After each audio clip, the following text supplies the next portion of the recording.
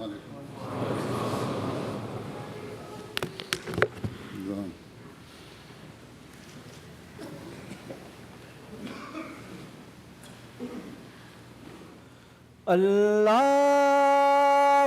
أكبر الله أكبر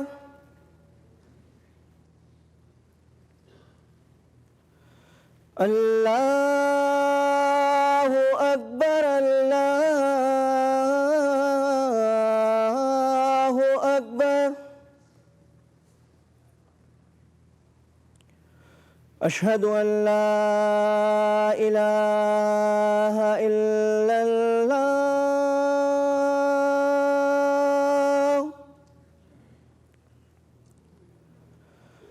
أشهد أن لا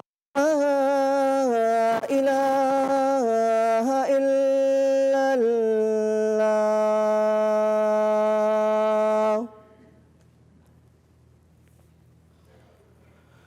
أشهد أن محمدًا رسول الله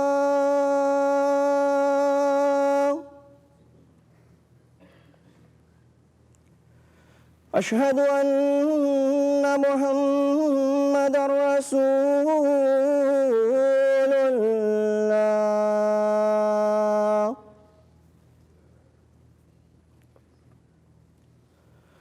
حي على الصلاة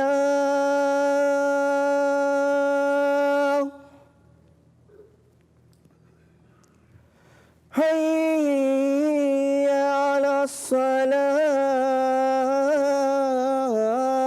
الصلاة حي على الفلاح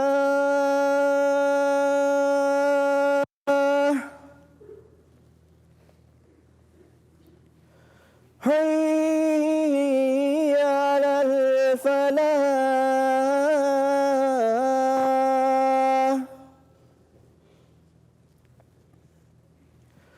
الله أكبر الله أكبر لا إله إلا الله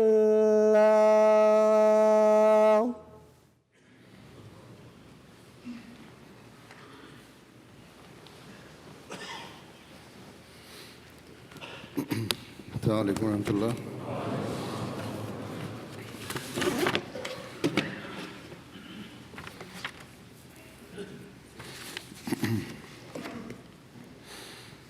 أشهد أن لا إله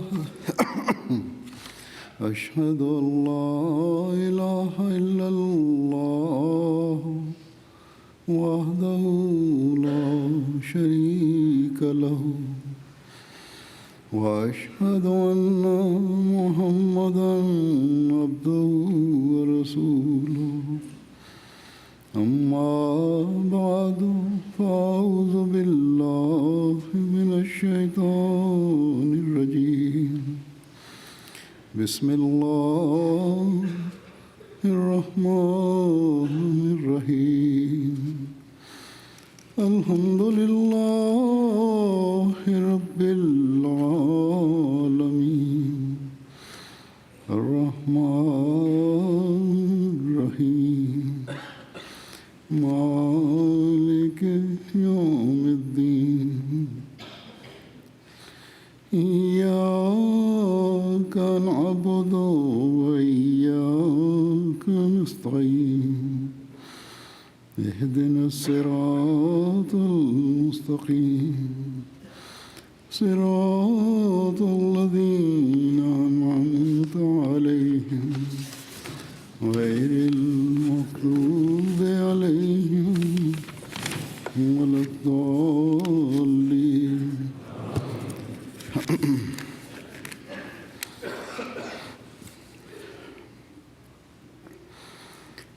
अल्लाह ताला के फजल से जमात में बच्चों को वक्फ करने का रुझान बढ़ रहा है। रोज़ाना मुझे والدین کے خط ملتے ہیں.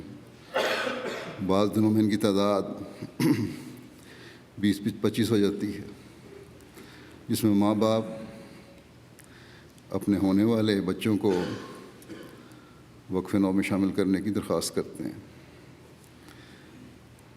حضرت خلیفۃ مسیح رابع رحمہ اللہ نے جب یہ تحریک فرمائی تھی، پہلے مستقل نہیں تھی، پھر آپ نے اسے مستقل کر دیا، اور جماعت نے بھی، خاص طور پر ماؤں نے اس پر ہر ملک میں لبیک کہا. آج سے 12-13 سال پہلے ان کے جماعت کے جو اس پر توجہ ہوئی تھی، اس کی وجہ سے جو تعداد واقفین نو کی 28,000 سے اوپر تھی، اب یہ تعداد اللہ تعالیٰ کے فضل سے 61,000 کے قریب ہو چکی ہے، جس میں سے 36,000 سے اوپر لڑکے ہیں اور باقی لڑکیاں.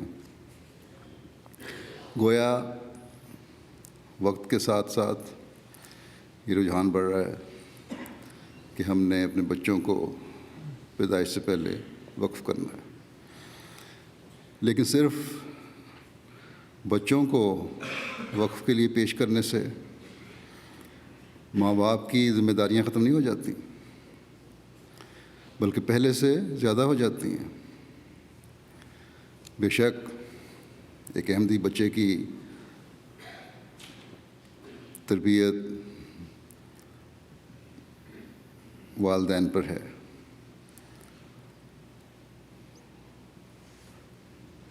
اور والدین اپنے بچے کی بہتری چاہتے ہیں، اس کی دنیاوی تعلیم بھی چاہتے ہیں، تربیت بھی چاہتے ہیں، دینی تعلیم بھی چاہتے ہیں اگر وہ دینی رجحان رکھنے والے والدین ہیں. لیکن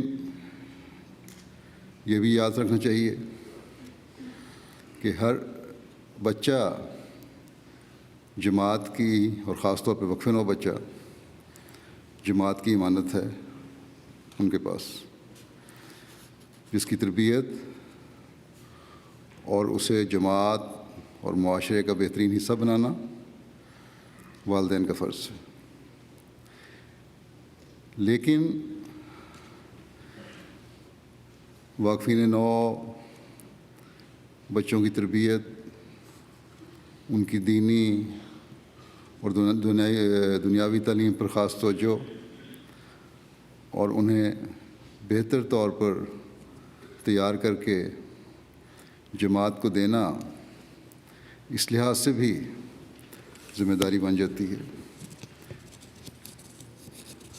کہ پیدائش سے پہلے ماں باپ یہ عہد کرتے ہیں کہ ہم جو کچھ بھی ہمارے ہاں پیدا ہونے والا ہے، لڑکا ہے یا لڑکی، اسے خدا کے لیے، اللہ تعالیٰ کے دین کے لیے، حضرت صلی اللہ علیہ وسلم کے غلام صادق کے مشن کی تکمیل کے لیے، جو تکمیل اشاعت ہدایت کا مشن ہے، جو اسلام کی تعلیم کو دنیا میں پھیلانے کا مشن ہے، جو خدا تعالیٰ کا حق ادا کرنے کی طرف دنیا کو توجہ دلانے کا مشن ہے، جو ایک دوسرے کا حق ادا کرنے کی اسلامی تعلیم کے دنیا کے ہر فرد تک پہنچانے کا مشن ہے، اس کے لیے پیش کرتے ہیں. بس یہ کوئی معمولی ذمہ داری نہیں ہے جو وقف نو بچوں کے والدین، خاص طور پر ماں اپنے ہونے والے بچے کی پیدائش سے پہلے خدا تعالیٰ کے ساتھ ایک عہد کرتے ہوئے کرتی ہے، پیش کرتی ہے. اور خلیفہ وقت کو لکھتے ہیں کہ ہم حضرت مریم کی ماں کی طرح اللہ تعالیٰ سے یہ عہد کرتے ہوئے اپنے بچے کو وقف نو اسکیم میں پیش کر رہے ہیں کہ رب انی نظرت لکا ما فی بطنی محررا فتقبل منی انک انت السمیع العلیم، کہ اے میرے رب جو کچھ میرے پیٹ میں ہے میں تیرے لیے پیش کر رہی ہوں، یہ تو مجھے نہیں پتہ کہ کیا ہے، لڑکا ہے یا لڑکی، لیکن جو بھی ہے میری خواہش ہے، میری دعا ہے کہ یہ دین کا خادم بنے۔ وتقبل منی، میری اس خواہش اور دعا کو قبول فرما اور اسے قبول فرما لے۔ انک انت السمیع العلیم، تو بہت سننے والا اور جاننے والا ہے۔ بس میری عاجزانہ دعا بھی سن لے۔ تجھے علم ہے کہ دعا میرے دل کی آواز ہے، یہ ماؤں کی خواہش ہوتی ہے وقت سے پہلے بچے کی، اور ہونی چاہیے ایک احمدی ماں کی، جب وہ اپنے بچے کو وقف نو کے لیے پیش کرتی ہے، اور اس میں باپ بھی شامل ہے۔ بس جب یہ دعا وقف نو میں شامل کرنے والے بچے کی ماں کرتی ہے تو ان ذمہ داریوں کا بھی احساس رہنا چاہیے جو اس عہد کے نبھانے اور اس دعا کے قبول ہونے کے لیے ماؤں پر بھی اور باپوں پر بھی عائد ہوتی ہیں۔ وقف نو میں بچہ ماں اور باپ دونوں کی رضامندی سے پیش ہوتا ہے۔ اللہ تعالیٰ نے یہ دعا قرآن کریم میں محفوظ اس لیے نہیں فرمائی کہ ایک قصہ سنانا مقصود تھا پرانے زمانے کا، بلکہ اللہ تعالیٰ کو یہ دعا اس قدر پسند آئی اور اسے اس لیے محفوظ فرمایا کہ آئندہ آنے والی مائیں بھی یہ دعا کر کے اپنے بچوں کو دین کی خاطر غیر معمولی قربانیاں کرنے والا بنائیں۔ گو کہ ہر مومن دین کو دنیا پر مقدم کرنے کا عہد کرتا ہے، لیکن وقف کرنے والے ان معیاروں کی انتہاؤں کو چھونے والے ہونے چاہیے۔ بس جب ابتدا سے مائیں اور باپ اپنے بچوں کے ذہنوں میں ڈالیں گے کہ تم وقف ہو اور ہم نے تمہیں خالصتاً دین کی خدمت کے لیے وقف کیا تھا اور یہی تمہاری زندگی کا مقصد ہونا چاہیے، اور ساتھ ہی دعائیں بھی کر رہے ہوں گے، تو پھر بچے اس سوچ کے ساتھ پروان چڑھیں گے کہ انہوں نے دین کی خدمت کرنی ہے۔ اس سوچ کے ساتھ پروان نہیں چڑھیں گے کہ ہم نے بزنس مین بننا ہے، ہم نے کھلاڑی بننا ہے، ہم نے فلاں شعبے میں جانا ہے، ہم نے فلاں شعبے میں جانا ہے، بلکہ ان کی طرف سے یہ سوال کیا جائے گا کہ میں وقف نو ہوں، مجھے جماعت بتائے، مجھے خلیفہ وقت بتائے کہ میں کس شعبے میں جاؤں، مجھے اب دنیا سے کوئی غرض نہیں۔ جو عہد میری ماں نے پیدائش سے پہلے کیا تھا اور جو دعائیں اس نے میری پیدائش سے پہلے مانگی تھیں اور پھر میری تربیت ایسے رنگ میں کی کہ میں دنیا کے بجائے دین کو تلاش کروں، میری خوش قسمتی ہے کہ میری ماں کی دعاؤں کو اللہ تعالیٰ نے سنا اور میری ماں کی کوششوں کو جو اس نے میری تربیت کے لیے کی اللہ تعالیٰ نے پھل لگایا۔ اب میں بغیر کسی دنیاوی لالچ اور خواہش کے صرف اور صرف دین کے لیے اپنے آپ کو وقف کرتا ہوں۔ اس سوچ کا اظہار پہلے تو واقفین نو کو اپنے وقف کی تجدید کرتے ہوئے 15 سال کی عمر میں کرنا ضروری ہے۔ اس کے لیے میں نے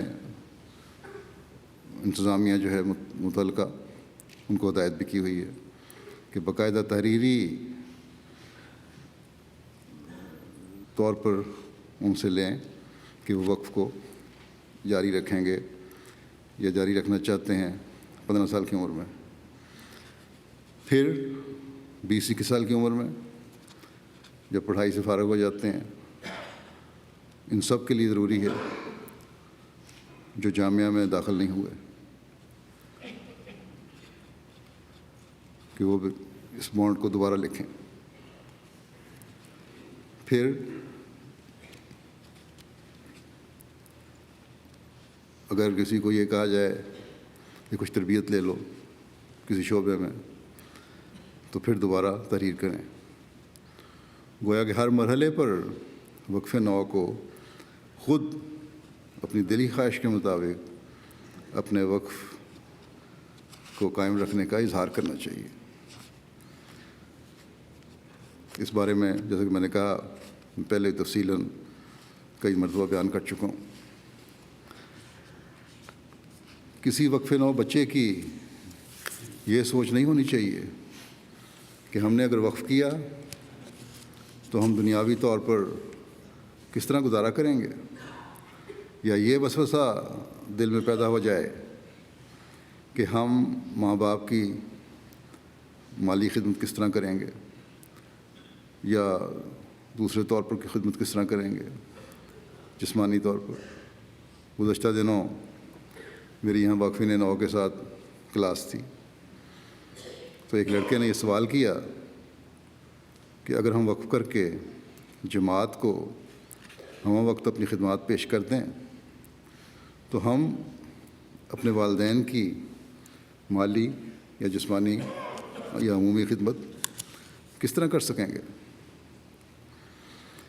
یہ سوال پیدا ہونا اس بات کا اظہار ہے کہ ماں باپ نے بچپن سے اپنے واقفین نو بچوں کے دل میں یہ بات بٹھائی ہی نہیں کہ تمہیں ہم نے وقف کر دیا، اور اب تم صرف اور صرف جماعت کی امانت ہمارے پاس ہو، دوسرے بہن بھائی ہماری خدمت کر لیں گے،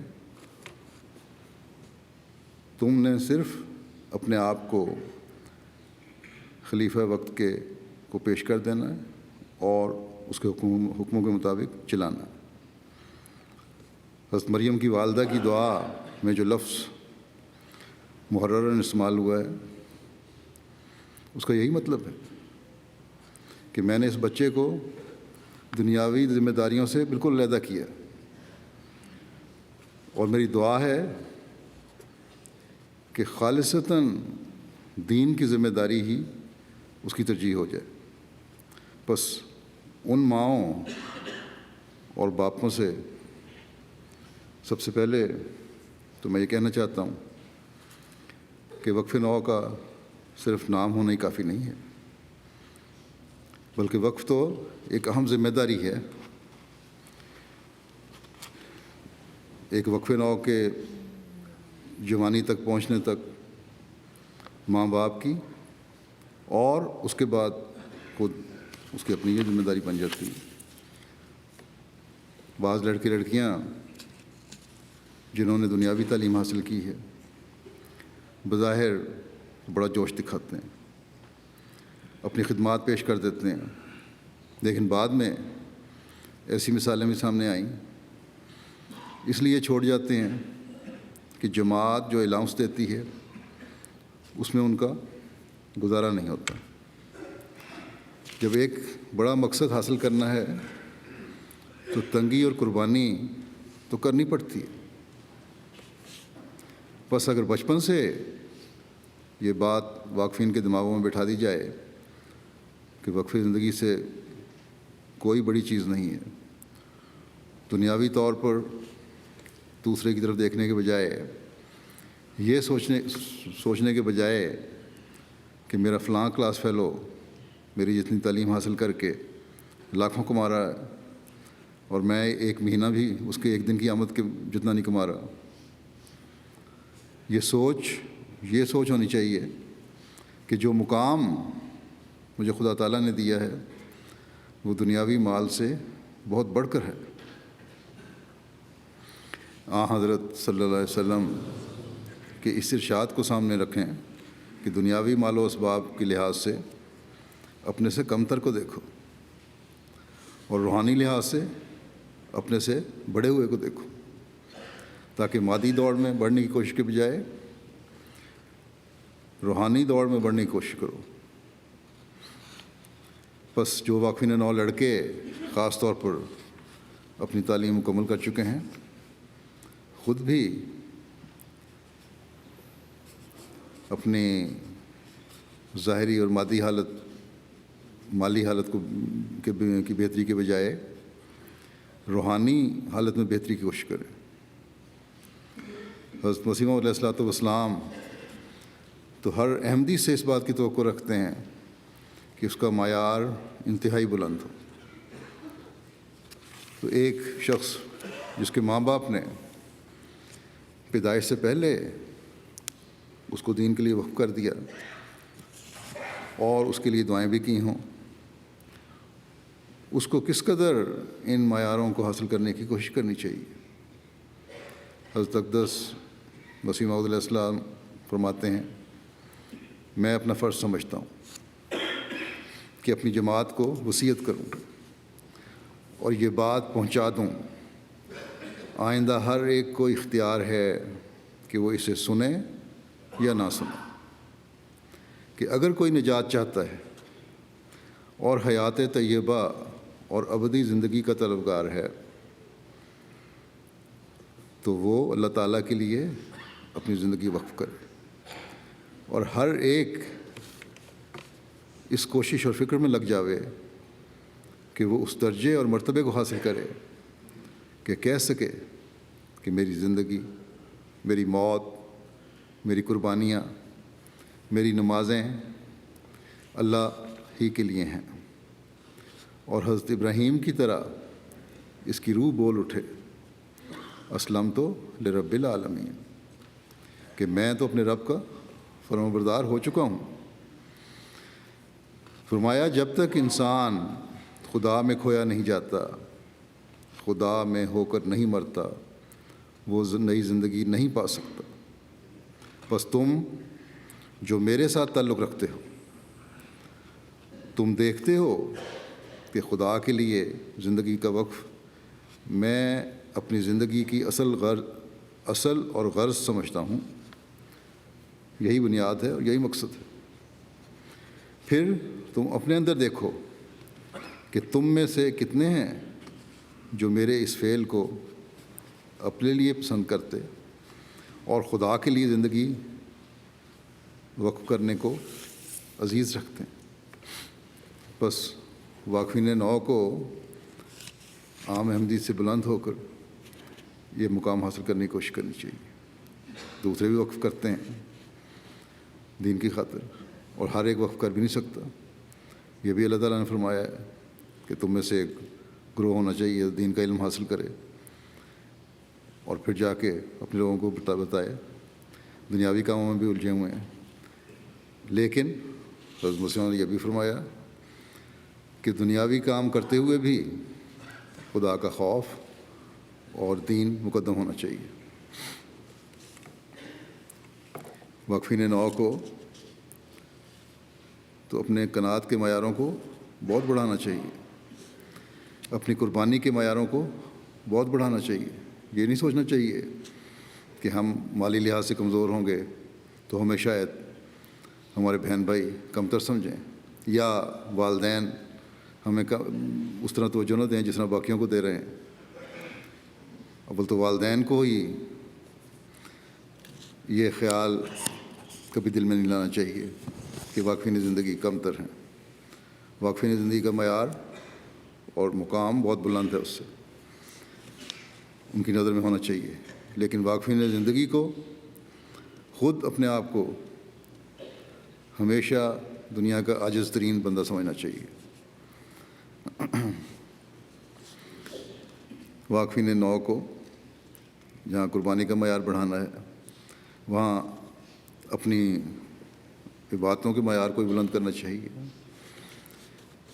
اپنی وفا کے معیار کو بھی بڑھانا چاہیے، اپنے اور اپنے والدین کے عہد کو پورا کرنے کے لیے اپنی تمام صلاحیتوں اور استعدادوں سے کام لینے کی کوشش کرنی چاہیے، دین کی خاطر کام لینے کی کوشش کرنی چاہیے۔ دین کی سربلندی کی خاطر کام کرنے کی کوشش کرنی چاہیے، تب اللہ تعالیٰ بھی نوازتا ہے، اور بغیر جزا کے اللہ تعالیٰ نہیں چھوڑتا کسی کو۔ حضرت اقدس مسیح موعود علیہ السلام ایک موقع پر اپنے عہدوں کو وفا کے ساتھ پورا کرنے کے بارے میں نصیحت فرماتے ہوئے فرماتے ہیں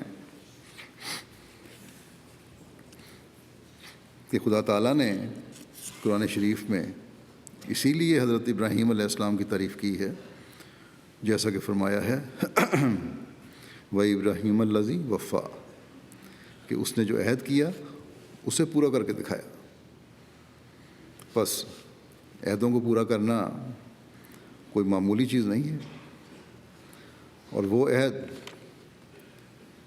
جو وقف زندگی کا عہد ہے، جس کے بارے میں حضرت مسیح موعود علیہ السلام کے درد بھرے الفاظ ہم سن چکے ہیں۔ کیسا عظیم عہد! اگر ہر وقف نو لڑکا اور لڑکی اپنے اس عہد کو وفا کے ساتھ پورا کرنے والا ہو تو ہم دنیا میں ایک انقلاب پیدا کر سکتے ہیں۔ بعض نوجوان جوڑے میرے پاس آتے ہیں، کہتے ہیں کہ میں بھی وقف نو ہوں، میری بیوی وقف نو ہے، میرا بچہ بھی وقف نو ہے، یا ماں کہے گی کہ میں وقف نو ہوں، باپ کہے گا میں وقف نو ہوں، اور میرا بچہ وقف نو ہے۔ تو بڑی قابل تعریف بات ہے، لیکن اس کا حقیقی فائدہ تو جماعت کو تبھی ہوگا جب وفا کے ساتھ اپنے وقف کے عہد کو پورا کریں گے۔ حضرت اقدس مسیح موعود علیہ السلام نے حضرت ابراہیم علیہ السلام کے حوالے سے وفا کے مضمون کو ایک جگہ مزید کھولا ہے، اور اس طرح کھولا ہے۔ آپ علیہ السلام فرماتے ہیں کہ خدا تعالیٰ کا قرب حاصل کرنے کی راہ یہ ہے کہ اس کے لیے صدق دکھایا جائے، سچائی پر قائم ہو، وفا تمہاری سچی ہو اللہ تعالیٰ سے۔ حضرت ابراہیم علیہ السلام نے جو قرب حاصل کیا تو اس کی وجہ یہی تھی۔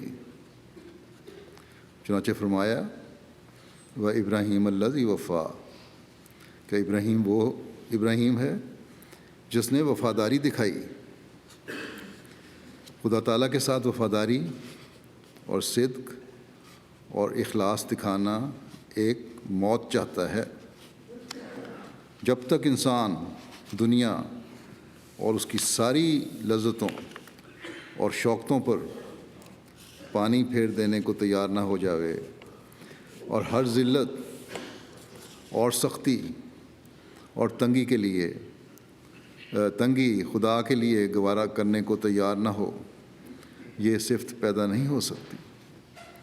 بت پرستی یہی نہیں کہ انسان کسی درخت یا پتھر کی پرستش کرے، بلکہ ہر ایک چیز جو اللہ تعالیٰ کے قرب سے روکتی اور اس پر مقدم ہوتی ہے وہ بت ہے، اور اس قدر بت انسان اپنے اندر رکھتا ہے کہ اس کو پتہ نہیں لگتا کہ میں بت پرستی کر رہا ہوں۔ کہیں آج کل کے زمانے میں ڈرامے بت بن گئے ہیں، کہیں انٹرنیٹ بت بن گیا ہے، کہیں دنیا کمانا بت بن گیا ہے، کہیں اور خواہشات بت بن گئی ہیں۔ پر آپ نے فرمایا کہ انسان کو پتہ ہی نہیں لگتا کہ میں بت پرستی کر رہا ہوں، اور وہ کر رہا ہوتا ہے اندر ہی اندر۔ پس فرمایا کہ پس جب تک خالص خدا تعالیٰ ہی کے لیے نہیں ہو جاتا اور اس کی راہ میں ہر مصیبت برداشت کرنے کے لیے تیار نہیں ہو جاتا ہوتا، صدق اور اخلاص کا رنگ پیدا ہونا مشکل ہے۔ ابراہیم علیہ السلام کو جو یہ خطاب ملا، فرمایا کہ ابراہیم علیہ السلام کو جو یہ خطاب ملا یہ یوں ہی مل گیا تھا؟ نہیں، ابراہیم الذی وفا کی آواز اس وقت آئی جب وہ بیٹے کی قربانی کے لیے تیار ہو گیا۔ اللہ تعالیٰ عمل کو چاہتا ہے، اور عمل ہی سے راضی ہوتا ہے، اور عمل دکھ سے آتا ہے، عمل دکھ سے آتا ہے۔ یعنی انسان کو جو نیک اعمال ہیں ان کے بجا لانے کے لیے اور اللہ تعالیٰ کو راضی کرنے والے اعمال کے لیے قربانی کرنی پڑتی ہے، اپنے آپ کو تکلیف اور دکھ میں ڈالنا پڑتا ہے۔ لیکن جب انسان، فرمایا دکھ میں ہمیشہ رہتا نہیں انسان، عمل میں کرنے میں بے شک دکھ ہے لیکن دکھ میں ہمیشہ نہیں رہتا انسان۔ فرمایا کہ لیکن جب انسان خدا کے لیے دکھ اٹھانے کو تیار ہو جاوے تو خدا تعالیٰ اس کو دکھ میں بھی نہیں ڈالتا۔ ابراہیم علیہ السلام نے جب اللہ تعالیٰ کے حکم کی تعمیل کے لیے اپنے بیٹے کو قربان کر دینا چاہا اور پوری تیاری کر لی تو اللہ تعالیٰ نے اس کے بیٹے کو بچا لیا، بیٹے کی جان بھی بچ گئی، اور باپ کو بیٹے کی قربانی کی وجہ سے دکھ ہونا تھا، وہ اس دکھ سے بھی نجات ہو گئی۔ فرمایا کہ وہ آگ میں ڈالے گئے حضرت ابراہیم علیہ السلام، لیکن آگ ان پر کوئی اثر نہ کر سکی۔ اللہ تعالیٰ کی راہ میں تکلیف اٹھانے کو تیار ہو جاوے، فرماتے ہیں کہ اللہ تعالیٰ کی راہ میں تکلیف اٹھانے کو تیار ہو جاوے اگر انسان، تو خدا تعالیٰ تکالیف سے بچا لیتا ہے۔ بس یہ وہ معیار ہے اللہ تعالیٰ کا پیار جذب کرنے کے لیے اور اس کے فضلوں کو حاصل کرنے کے لیے جو حضرت مسیح موعود علیہ الصلوۃ والسلام نے ہمارے سامنے پیش فرمایا، اور ہم سے اس کے حصول کی توقع رکھی ہے۔ یہ معیار نہ صرف ہر واقف نو کو حاصل کرنے کی کوشش کرنی چاہیے بلکہ ہر واقف زندگی کو یاد رکھنا چاہیے کہ جب تک قربانیوں کے معیار نہیں بڑھیں گے ہمارے وقف زندگی کے دعوے سطحی دعوے ہوں گے۔ بعض مائیں کہہ دیتی ہیں ہم کینیڈا آ گئے ہیں، ہمارا بیٹا پاکستان میں مربی ہے یا وقف زندگی ہے، اسے بھی یہاں بلا لیں، یہیں اس کی ڈیوٹی لگا دیں، یہ ہمارے پاس آ جائے۔ جب وقف کر دیا تو پھر مطالبے کیسے؟ پھر یہ خواہشیں کیسی؟ خواہشیں تو ختم ہو گئیں۔ جیسا کہ میں نے کہا کہ واقفین نو میں شامل کرنے کا رجحان بڑھ رہا ہے، یہ بڑی اچھی بات ہے۔ تو اس رجحان کو اللہ تعالیٰ کے لیے خالص کرتے ہوئے بڑھائیں، نہ کہ حالات کے بدلنے سے اپنے عہدوں کو کمزور کرنے والے یا توڑنے والے بن جائیں۔ حضرت موسیٰ نے فرمایا کہ بغیر دکھ کے، بغیر تکلیف کے قربانی نہیں ہو سکتی۔ حالات اگر بدلے ہیں تو اس کو برداشت کرنا ہے ہم نے، خاص طور پر انہوں نے جنہوں نے اپنے آپ کو وقف کے لیے پیش کیا، یا جن کے ماں باپ نے اپنے بچوں کو پیش کیا اور پھر انہوں نے اس کی تجدید کی کہ ہم اپنے عہد جاری رکھیں گے۔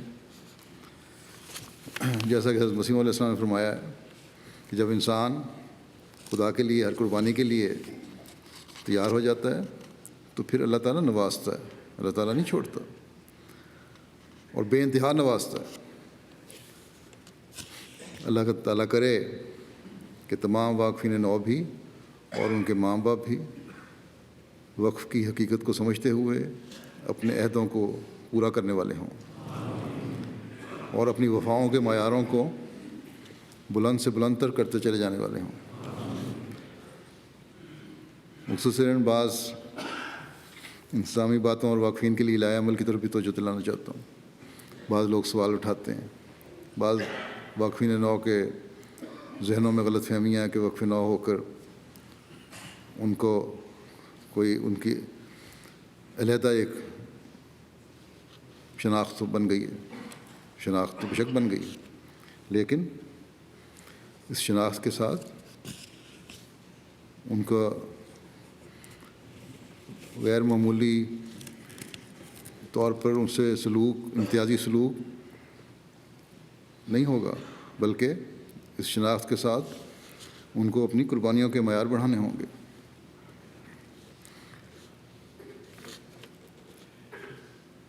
بعض لوگ اپنے واقفین نو بچوں کے دماغوں میں یہ بات ڈال دیتے ہیں کہ تم بڑے اسپیشل بچے ہو، جس کا نتیجہ یہ ہے کہ بڑے ہو کر بھی ان کے دماغوں میں اسپیشل ہونا رہ جاتا ہے۔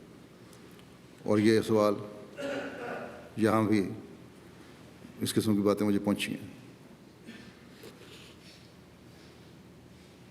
وہ وقف کی حقیقت کو پیچھے کر دیتے ہیں اور وقف نو کے ٹائٹل کو اپنی زندگی کا مقصد سمجھ لیتے ہیں کہ ہم اسپیشل ہو گئے۔ بعض کے دل میں یہ خیال پیدا ہو گیا ہے کہ کیونکہ ہم وقف نو میں ہیں اس لیے ہمیں ناصرات، اگر لڑکیاں ہیں تو ناصرات اور لجنہ، اور لڑکے ہیں تو اطفال اور خدام کے پروگراموں میں شامل ہونے کی ضرورت نہیں۔ ہماری تنظیم ایک علیحدہ تنظیم بن گئی۔ یہ بالکل غلط تصور ہے اگر کسی کے دل میں ہے۔ جماعت کا تو کوئی عہدیدار بھی، حتیٰ کہ امیر جماعت بھی، اپنی عمر کے لحاظ سے متعلقہ ذیلی تنظیم کا ممبر ہوتا ہے۔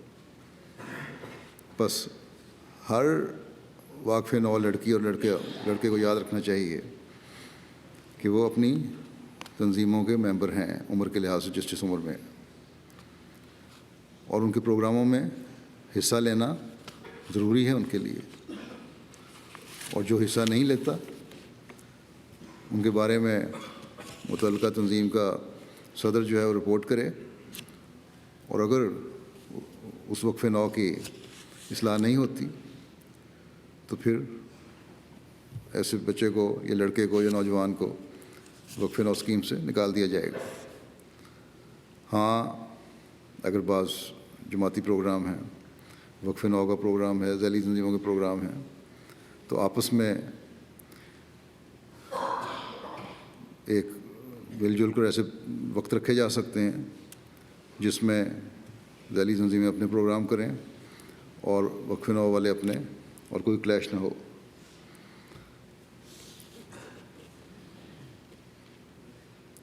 بس اس بات کا خاص خیال رکھنا چاہیے۔ وقف نو میں نے جس طرح کہا بڑے اسپیشل ہیں، لیکن اسپیشل ہونے کے لیے ان کو ثابت کرنا ہوگا۔ کیا ثابت کرنا ہوگا؟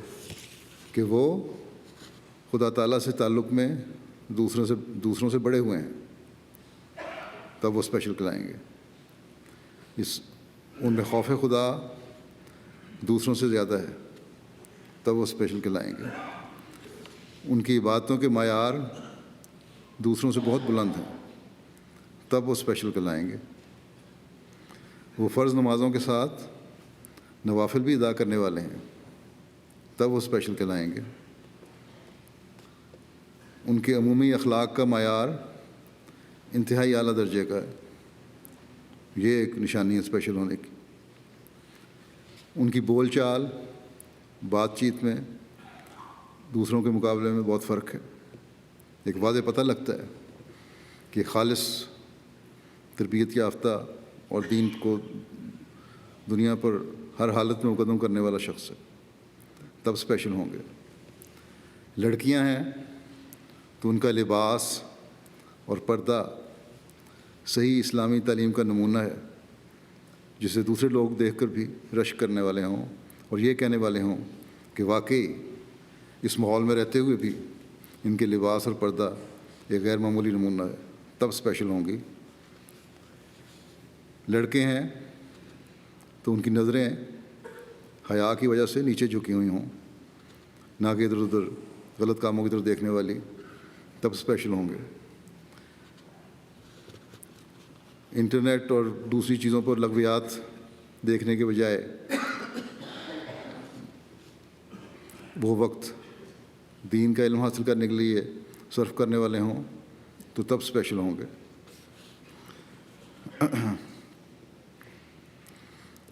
لڑکوں کے حلیے دوسروں سے انہیں ممتاز کرنے والے ہوں تو تب اسپیشل ہوں گے۔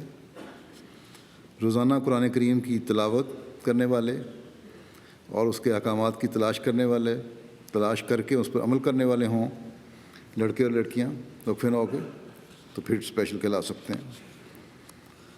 ذیلی تنظیموں اور جماعتی پروگراموں میں دوسروں سے بڑھ کر اور باقاعدہ حصہ لینے والے ہیں تو پھر اسپیشل ہیں۔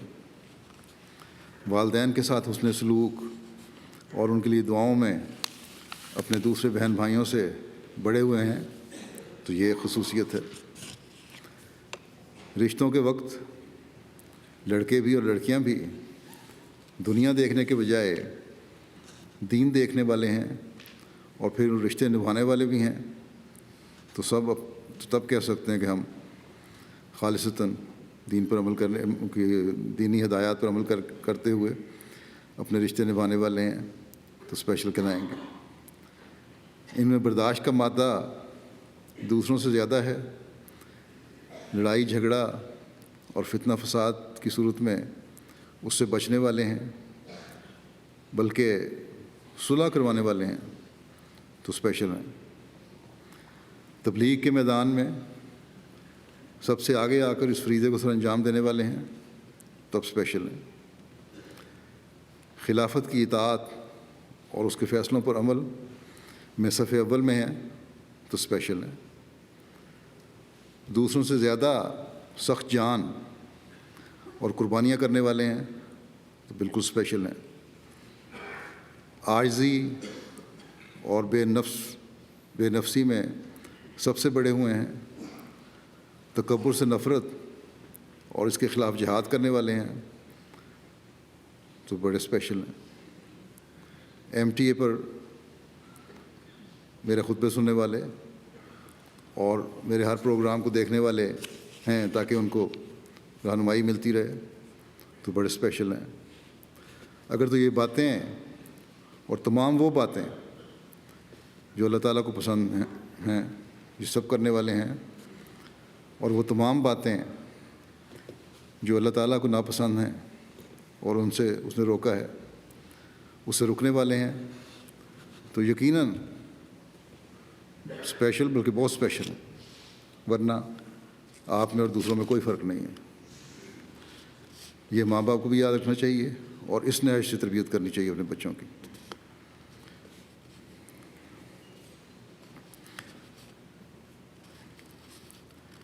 کیونکہ اگر یہ چیزیں ہیں تو اس وقت دنیا میں انقلاب لانے کا ذریعہ آپ کو اللہ تعالیٰ نے بنایا ہے۔ اگر یہ نہیں اور اس وجہ سے دنیا آپ کے نمونے پر خود دیکھنے والی نہیں تو اسپیشل کیا، اپنے عہدوں کو پورا نہ کرنے کے اور اپنی وفا کے معیار پر پورا نہ اترنے کی وجہ سے بے وفاؤں اور بد عہدوں میں اللہ تعالیٰ کے نزدیک شمار ہوں گے۔ بس تربیت کے دور میں سے گزارتے وقت ماں باپ اس بات کے ذمہ دار ہیں کہ اس لحاظ سے انہیں اسپیشل بنائیں اور بڑے ہو کر یہ واقفین نو خود اس اسپیشل ہونے کے معیار کو حاصل کریں۔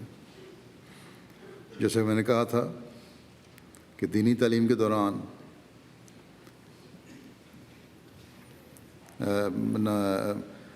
اپنی دنیاوی تعلیم کے دوران مختلف دوروں سے گزرتے وقت جماعت سے پوچھیں کہ ہمیں کس لائن میں جانا ہے بجائے خود فیصلے کرنے کے۔ لائن منتخب کرنے کے بارے میں واقفین نو لڑکے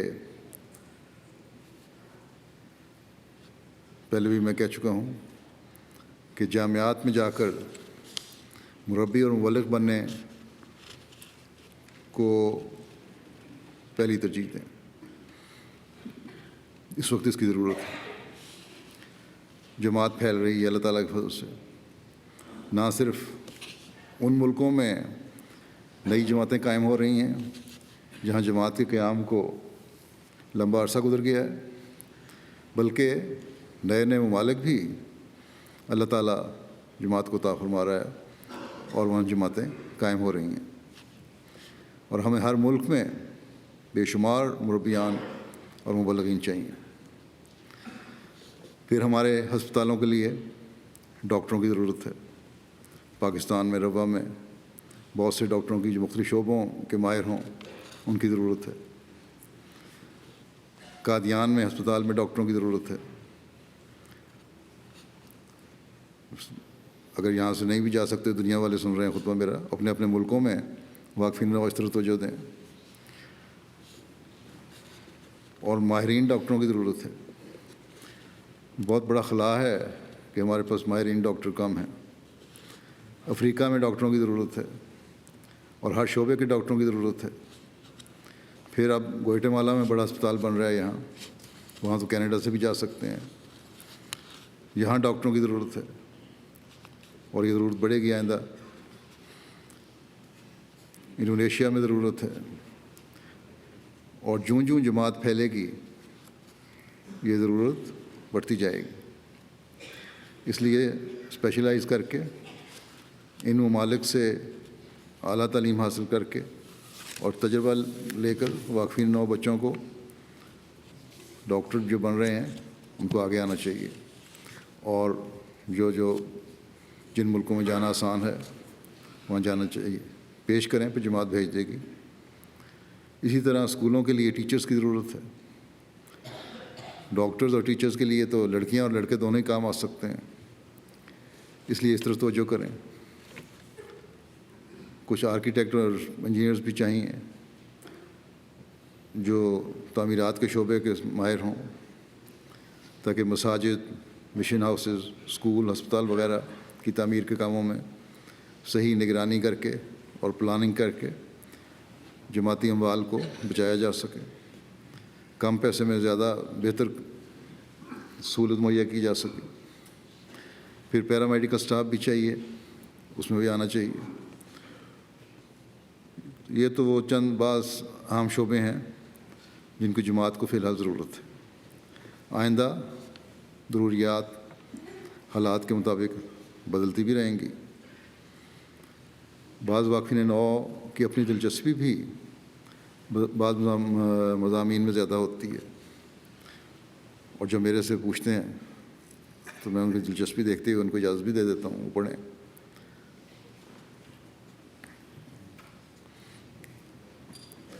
لیکن یہاں میں طلباء کو یہ بھی کہوں گا کہ وہ سائنس کے مختلف شعبوں میں ریسرچ میں بھی جائیں، اور اس میں عمومی طور پر واقفین نو بھی اور دوسرے اسٹوڈنٹس بھی شامل ہیں.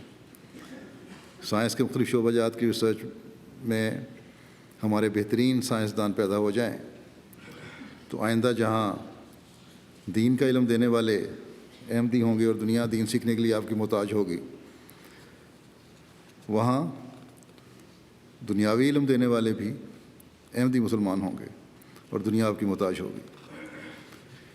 ایسی صورت میں واقفین نو بے شک دنیا کا کام کر رہے ہوں گے، لیکن ان کا مقصد اس علم اور کام کے ذریعے خدا تعالیٰ کی وحدانیت کو دنیا پر ثابت کرنا ہوگا، اس کے دین کو پھیلانا ہوگا. اسی طرح دوسرے شعبہ جات میں واقفین نو جا سکتے ہیں، لیکن بنیادی مقصد یہ ہے اور جس کو ہر ایک کو جاننا چاہیے کہ میں واقف زندگی ہوں، اور کسی وقت بھی مجھے دنیاوی کام چھوڑ کر دین کی ضرورت کے لیے پیش ہونے کا کہا جائے تو بغیر کسی عذر کے، بغیر کسی حیل و حجت کے آ جاؤں گا. ایک اہم بات جو ہر وقف نو کو یاد رکھنی چاہیے کہ دنیا کے کام کرنے کی اجازت انہیں دی جاتی ہے، لیکن یہ دنیا کے کام انہیں اللہ تعالیٰ کی عبادت اور دین کا علم اور دین کی خدمت سے محروم کرنے والا نہ ہو، بلکہ اس کے اعلیٰ معیاروں کو حاصل کرنے کی کوشش ان کی اولین ترجیح ہو. قرآن کریم کی تفسیر اور حضرت مسیح علیہ السلام کی کتب کا مطالعہ ہر وقف نو کے لیے ضروری ہے. وقف نو شعبے نے 21 سال کی عمر تک غالباً سلیبس بنایا ہوا ہے، وہ موجود ہے. اس کے بعد خود اپنے دینی مطالعہ کو بڑھائیں، یہ ضروری ہے. ماں باپ کو بھی میں یہ کہنا چاہتا ہوں کہ وہ جتنی چاہے اپنے بچوں کی زبانی تربیت کر لیں. اس کا اثر اس وقت تک نہیں ہوگا جب تک اپنے قول و فعل کو اس کے مطابق نہیں کریں گے۔ ماں باپ کو اپنی نمازوں کی حالتوں کو نمونہ بنانا ہوگا۔ قرآن کریم کے پڑھنے پڑھانے کے لیے اپنے نمونے قائم کرنے ہوں گے۔ اعلیٰ اخلاق کے لیے نمونہ بننا ہوگا۔ دینی علم سیکھنے کی طرف خود بھی توجہ کرنی ہوگی۔ جھوٹ سے نفرت کے اعلیٰ نمونے قائم کرنے ہوں گے۔ گھروں میں باوجود اس کے کہ بعض کو کسی عہدیدار سے تکلیف پہنچی ہو، نظام کے خلاف یا عہدیداروں کے خلاف بولنے سے پرہیز کرنا ہوگا۔ MTA پر کم از کم میرے خطبات جو ہیں وہ باقاعدگی سے سننے ہوں گے۔ اور یہ باتیں صرف واقفین نو کے والدین کے لیے ضروری نہیں، بلکہ ہر وہ احمدی جو چاہتا ہے کہ ان کی نسلیں نظام جماعت سے وابستہ رہیں، انہیں چاہیے کہ اپنے گھروں کو احمدی گھر بنائیں، دنیا داروں کے گھر نہ بنائیں، ورنہ اگلی نسلیں دنیا میں پڑھ کر نہ صرف احمدیت سے دور چلی جائیں گی بلکہ خدا تعالیٰ سے بھی دور ہو جائیں گی اور اپنی دنیا و عاقبت دونوں برباد کریں گی۔ خدا کرے کہ نہ صرف تمام واقفین نو بچے خدا تعالیٰ کے قرب حاصل کرنے والے اور تقویٰ پر چلنے والے ہوں، بلکہ ان کے عزیزوں کے عمل بھی ان کو ہر قسم کی بدنامی سے بچانے والے ہوں، بلکہ ہر احمدی وہ حقیقی احمدی بن جائے جس کی بار بار حضرت مسیح موعود علیہ الصلوۃ والسلام نے ہمیں تلقین فرمائی ہے، تاکہ دنیا میں جلد تر ہم احمدیت اور حقیقی اسلام کا جھنڈا اٹھتا ہوا دیکھیں۔ حضرت اقدس مسیح موعود علیہ الصلوۃ والسلام ایک جگہ ہمیں نصیحت کرتے ہوئے فرماتے ہیں کہ انسان ایک دو کاموں سے سمجھ لیتا ہے کہ میں نے خدا کو راضی کر لیا، حالانکہ یہ بات نہیں ہوتی۔ فرمایا کہ اطاعت ایک بڑا مشکل امر ہے۔ صحابہ کرام کی اطاعت تھی، وہ حقیقی اطاعت تھی جس کا نمونہ ہمارے سامنے۔ فرماتے ہیں کہ کیا اطاعت ایک سہل امر ہے؟ جو پورے طور پر اطاعت نہیں کرتا وہ اس سلسلے کو بدنام کرتا ہے۔ حکم ایک نہیں ہوتا بلکہ حکم تو بہت ہیں۔ جس طرح بہشت کے کئی دروازے ہیں کہ کوئی کسی سے داخل ہوتا ہے اور کوئی کسی سے، اسی طرح دوزخ کے کئی دروازے ہیں۔ ایسا نہ ہو کہ تم ایک دروازہ تو دوزخ کا بند کرو اور دوسرا کھلا رکھو۔ پھر آپ فرماتے ہیں کہ آدمی کو بیعت کر کے صرف یہ نہیں ماننا چاہیے کہ یہ سلسلہ حق ہے اور اتنا ماننے سے اسے برکت ہوتی ہے۔ صرف ماننے سے اللہ تعالیٰ خوش نہیں ہوتا۔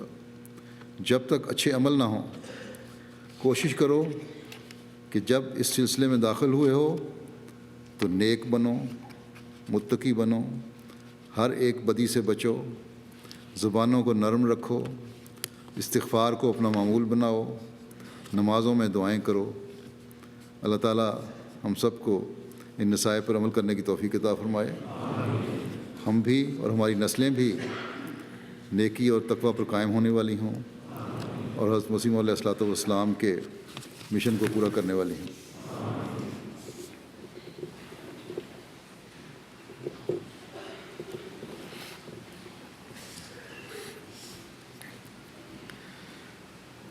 الحمد لله نحمده ونستعينه ونستغفره ونؤمن به ونتوكل عليه ونعوذ بالله من شرور أنفسنا ومن سيئات أعمالنا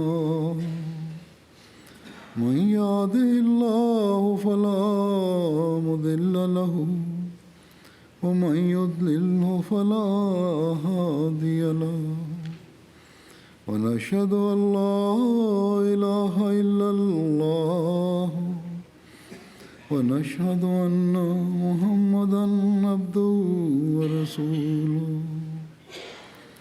عباد الله رحمكم الله إن الله يأمر بالعدل والإحسان وإيتاء ذي القربى وينهى عن الفحشاء والمنكر والبغي يعظكم لعلكم تذكرون اذكروا الله يذكركم وادعوه يستجب لكم ولذكر الله أكبر.